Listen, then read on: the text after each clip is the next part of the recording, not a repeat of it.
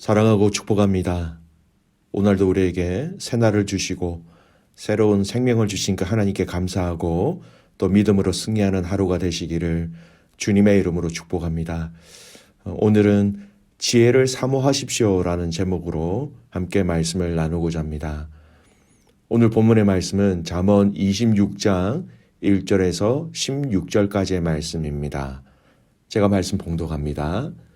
미련한 자에게는 영예가 적당하지 아니하니 마치 여름에 눈 오는 것과 추수 때에 비 오는 것 같으니라. 까닭 없는 저주는 참새가 떠도는 것과 제비가 날아가는 것 같이 이루어지지 아니하느니라. 말에게는 채찍이요 나귀에게는 재갈이요 미련한 자의 등에는 막대기니라. 미련한 자의 어리석은 것을 따라 대답하지 말라. 두렵건대 너도 그와 같을까 하노라. 미련한 자에게는 그의 어리석음을 따라 대답하라. 두렵건대 그가 스스로 지혜롭게 여길까 하노라. 미련한 자 편에 기별하는 것은 자기의 발을 베어 버림과 해를 받음과 같으니라. 저는 자의 다리는 힘없이 달렸나니 미련한 자의 입에 잠언도 그러하니라. 미련한 자에게 영예를 주는 것은 돌을 물매에 매는 것과 같으니라. 미련한 자의 입의 잠언은 술 취한 자가 손에 든 가시나무 같으니라. 장인이 온갖 것을 만들지라도 미련한 자를 고용하는 것은 지나가는 행인을 고용함과 같으니라. 개가 그 토한 것을 도로 먹는 것 같이 미련한 자는 그 미련한 것을 거듭 행하느니라. 네가 스스로 지혜롭게 여기는 자를 보느냐? 그보다 미련한 자에게 오히려 희망이 있느니라. 게으른 자는 길에 사자가 있다, 거리에 사자가 있다 하느니라. 문짝이 돌적이를 따라서 도는 것 같이 게으른 자는 침상에서 도느니라. 게으른 자는 그 손을 그릇에 넣고도 입으로 올리기를 괴로워하느니라. 게으른 자는 사리에 맞게 대답한 사람 7보다 자기를 지혜롭게 여기느니라. 아멘.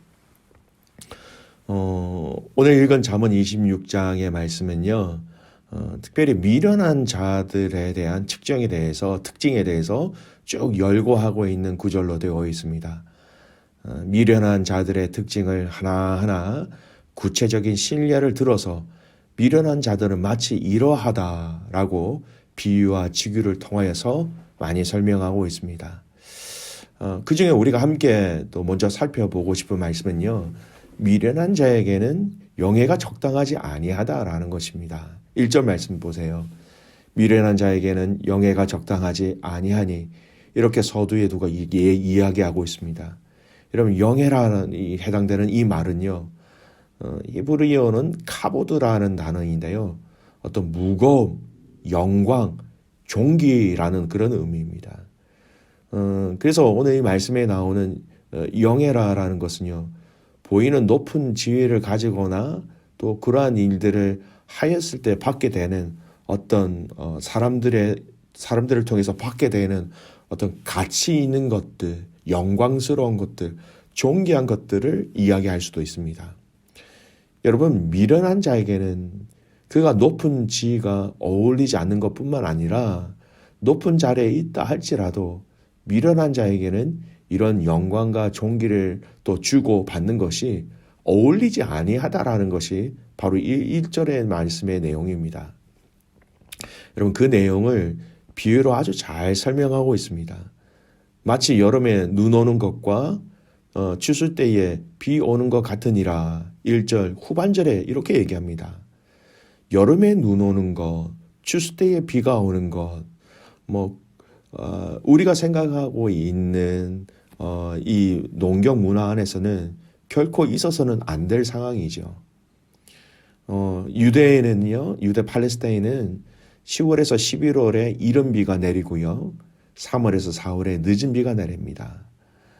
추수하는 시기에는 일반적으로 늦은 비가 내린 후에 4월 또는 5월 초까지 이른 비가 내리기 전인 또 9월까지 이때는 건기로 비가 올 확률이 거의 없으며 하늘이 항상 맑습니다. 그래서 추수 때에 비가 오는 것은요, 계절의 흐름과 맞지 않을 뿐만 아니라 만약에 비가 온다면 익은 곡식을 여러분 손상시켜서 큰 손해를 일으키게 됩니다. 곡식과 열매가 비로 인하여서 여러분 잘 이렇게 연그러야 되는 것이 아니라 오히려 썩어버리게 되는 그런 피해를 받게 된다는 것이죠. 눈도 마찬가지입니다. 팔레스타인에서 눈은 거의 내리지 않습니다. 12월 혹은 1월에 가끔 눈이 오기도 하지만 그런 큰 눈은 아니에요. 그러나 혹독인 7월과 8월은 건기뿐만 아니라 매우 더워 눈이 올 수 없습니다. 온도적으로 눈이 올 수 없어요. 또 이 시기는 포도와 무화과 등 과일이 숙성하는 계절이므로 비가 오거나 눈이 오게 되면 큰 냉해를 입게 됩니다. 솔로몬은 이처럼 자연현상으로는 거의 불가능한, 이루어지지 않으면서도 만약 이런 일이 생겼을 때 엄청나게 큰 피해를 주는 이런 자연재해를 예를 들어서 미련한 자가 높은 지위를 탐하거나 높은 지위에 있는 것에 대해서 이런 결과를 초래한다. 미련한 자가 영광과 영의 그 종기를 받을 만한 그 자리에 있다라는 그 자체가 주위 사람을 사회를 파멸로 이끌 수 있다. 그래서 이것을 참 주의해야 한다라는 이 내용을 실감 있게 이 비유를 들어서 잘 설명하고 있습니다.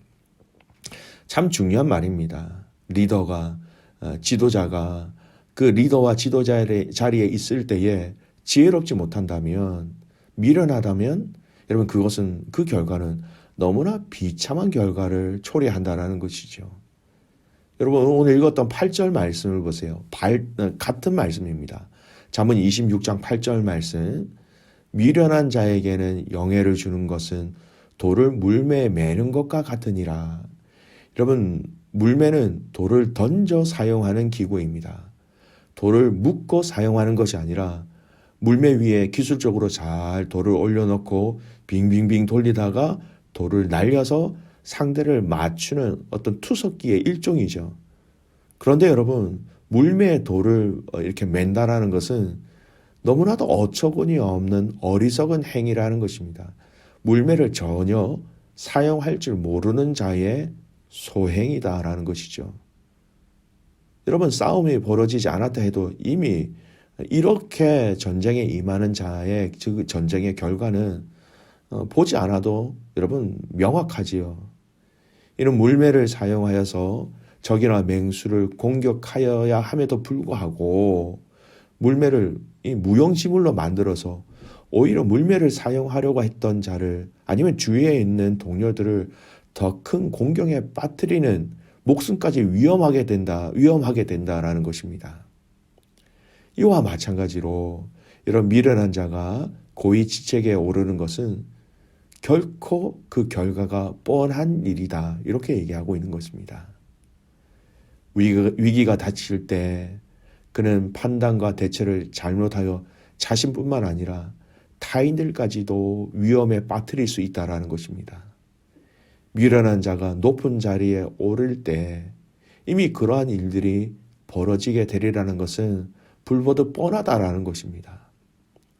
솔로몬은 이스라엘에서 흔하게 사용되었던 여러분 이 물매의 비유를 사용하여서 어리석은 자, 지혜롭지 못한 자가 높은 자리에 오르게 될 때에 일어날 일들을 너무나 잘 설명하고 있었던 것입니다. 여러분 우리에게 이 지혜가 얼마나 필요한 것인지 너무나도 잘 예를 들어서 설명해 주고 있는 말씀이에요. 지혜가 얼마나 소중한지, 지혜가 얼마나 귀한지, 지혜로운 자가 얼마나 선한 영향력을 주는지, 또 미련한 자가 얼마나 엄청난 나락으로 떨어지는 너무나 큰 부정적인 영향을 주는지 오늘 이 말씀을 통해서 우리는 충분히 알 수 있습니다. 오늘 저와 여러분이 하나님께서 우리에게 허락하신 이 지혜를 통하여서 지혜가 주는 그 영광과 기쁨과 존귀함을 체험하시기를 주님의 이름으로 축복합니다. 우리 믿음의 사람들은 하나님을 경외함을 통하여서 우리에게 주신 그 지혜가 나를 살리고 가정을 살리고 공동체를 함께 살려나가며 또한 지켜나갈 수 있는 통로와 방법이 되는 것이지요.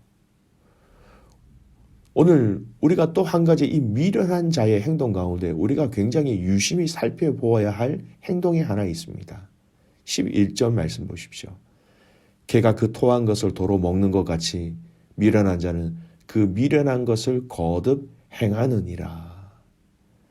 여러분, 개는 유대인들에게는 경멸의 대상입니다. 부정의 어떤 상징적인 동물이에요. 밖에서 자기 마음대로 먹고 싶은 거 이것저것 아주 부정적인 것의 대명사입니다. 더럽지요. 근데 그 개가 또 자기가 토한 것을 다시 먹는다라는 것, 불결한 존재가 더 불결한 행동을 한다라는 것입니다. 미련한 자가 이렇다라는 것이죠.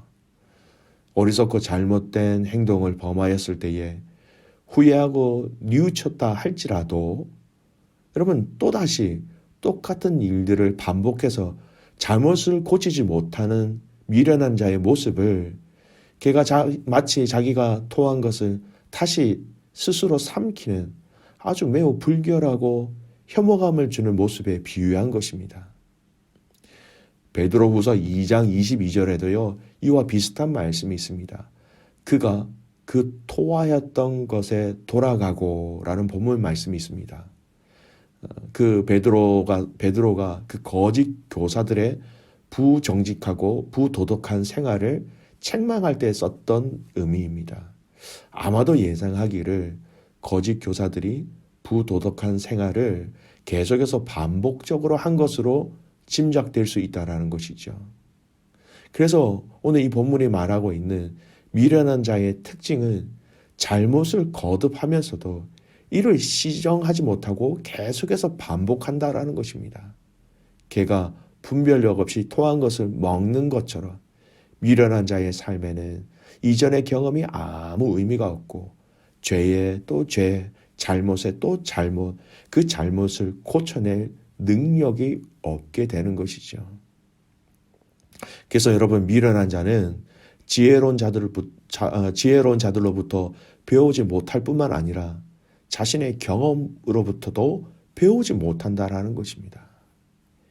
이들의 그릇된 그 모든 행동들이 시간이 지나면 지날수록 더 커지고 마침내 죄의 무게에 짓눌려 멸망하게 된다라는 것입니다. 여러분, 오늘 이 시대가 어떻게 보면 바로 그러한 시대인 것 같습니다. 죄악 가운데 있습니다. 믿지 않는 사람들도 이 땅이 죄악으로 가득 차 있다는 것을 알고 있습니다. 그러나 이 죄악의 상황과 환경에서 빠져나오지 못하고 있는 사람들이 너무나 많이 있다는 것이죠.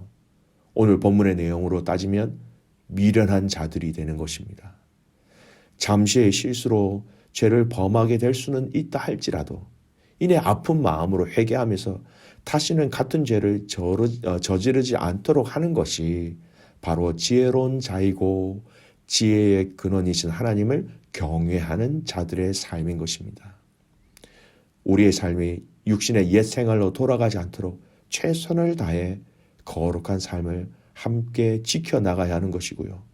나에게 고쳐야지, 그만두어야지 이렇게 생각하지만 반복적으로 계속해서 행하고 있는 죄가 있다면 그 죄와 그 환경과 그 대상에 대해서 여러분, 우리는 지혜롭지 못한 사람이 되는 것입니다.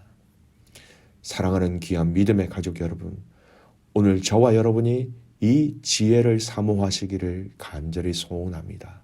그래서 이 지혜가 주는 영광과 존귀, 영예라고 얘기하시죠.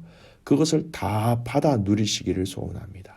그리고 이 지혜가 우리에게 주시는 결단력과 또 죄를 반복해서 짓지 않도록 하는 인내와 지혜들을 통하여서 오늘 여러분의 삶 속에서 하나님의 함께 하심을 통하여서 정말 아름답고 복된 삶을 우리 예수 그리스도와 함께 살아가시기를 간절히 소원합니다. 우리가 지혜를 사모합니다라고 고백할 때에 지혜의 근원이신 하나님이 성령님을 통하여 예수 그리스도를 통하여 우리를 지혜롭게 하실 것이며 그 지혜가 우리를 이끄실 뿐만 아니라 지혜의 선한 열매를 통해서 하나님께 영광을 올려드릴 것입니다. 오늘 저와 여러분의 삶 속에서 이 하루가 하나님 앞에 더 큰 영광을 올려드리는 지혜를 사모하고 지혜를 사용하는 복된 가족들 되시기를 주님의 이름으로 축복합니다. 아멘. 기도하겠습니다. 살아계신 아버지 하나님, 감사와 찬송과 영광을 올려드립니다. 하나님 아버지, 이 땅에서는 하나님 미련한 것을 보고 지혜롭다라고 이야기하고 있습니다. 오늘 살아가는 믿음의 성도들이 여호와 하나님을 통하여서 여호와 하나님을 경외함으로 그 지혜를 받아 누리게 하여 주시옵소서. 그 지혜가 주는 영광과 그 지혜가 주는 존귀와 그 지혜가 주는 영예를 맛보게 하여 주시옵소서. 아버지 하나님, 또한 우리에게 행하신 이 놀라운 지혜의 은혜들을 통하여서 하나님 우리의 삶이 반복적으로 또 되풀이되는 그 죄된 자리에서 하나님 나오게 하시고 그 행위들을 그치게 하시고 그것을 잘라버릴 수 있도록 하나님 능력으로 임하여 주시옵소서. 오늘 우리의 삶이 주님 앞에서 더욱더 아름답게 건강하게 복된 삶이 되기를 소원합니다. 내일은 주님 앞에 드려지는 주일 예배가 있는 날입니다. 아버지 하나님, 이 예배 가운데 주님 임재하여 주셔서 주님의 사랑과 주님의 성실하심과 주님의 신실하심을 누리게 하시고 놀라운 하나님의 그 임재를 통하여서 우리의 마음속에 지혜의 근본이신 하나님 예수 그리스도 성령 하나님 이 삼위일체 하나님께서 약속하신 그 모든 복들을 다 누리게 하여 주시옵소서. 하나님, 우리 학생부 아이들과 초등부 아이들의 수련회를 위해서 기도합니다. 하나님, 기름 부어 주시고 하나님 은혜를 더하여 주셔서 하나님께 큰 영광 올려드리는 수련회가 되게 하여 주시옵소서. 모든 필요를 채워주시고 그들의 마음속에 성령의 역사와 임재를 맛보게 하여 주시옵소서. 그렇게 행하신 하나님을 신뢰하며 살아서 역사하시는 예수 그리스도의 이름으로 감사하며 기도드리옵나이다. 아멘.